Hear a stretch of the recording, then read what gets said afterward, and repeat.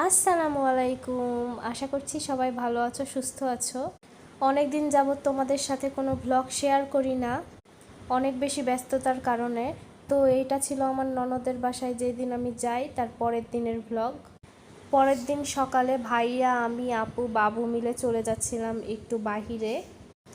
অনেক বেশি রোদ উঠেছিল আর রোদে অবস্থা পুরাই খারাপ হয়ে গিয়েছিল, যেহেতু রমজান মাস। তো ভাইয়া আবার ছাতা নিয়ে নিয়েছিল, যেহেতু বাবু যাবে, বাবুর যেন কষ্ট না হয়। তো হাঁটতে হাঁটতে যেতে যেতে দেখি কি সুন্দর লাউয়ের গাছ। তো এখানে আমি আর আপু মিলে হাঁটছিলাম আর ভাইয়া ভ্যান ঠিক করছিল। তো অলরেডি আমরা ভ্যান পেয়ে গিয়েছি, তো এই তো আমরা ভ্যানে করে চলে যাচ্ছিলাম।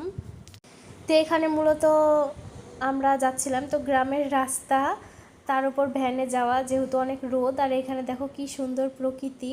তো আমি আবার একটু ভিডিও করছিলাম যে এই রাস্তাটায় বিকেল টাইমে হাঁটলে অনেক বেশি ভালো লাগবে, কি সুন্দর নির্জন একটা রাস্তা।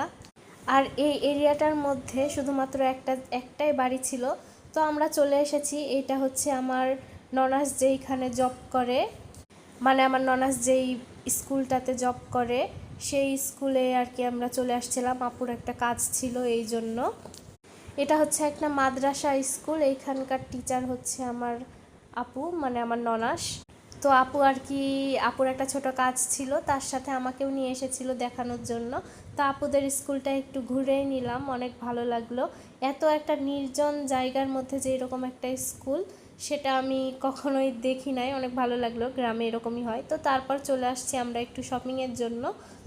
তো এখানে আমার ননাসের যে মেয়েটা আছে, বড় মেয়েটা, তার জন্য একটু শপিং করতে চলে গিয়েছিলাম আমরা। বাট ওর মানে কি বলবো, ওর ড্রেসই চয়েস হচ্ছে না।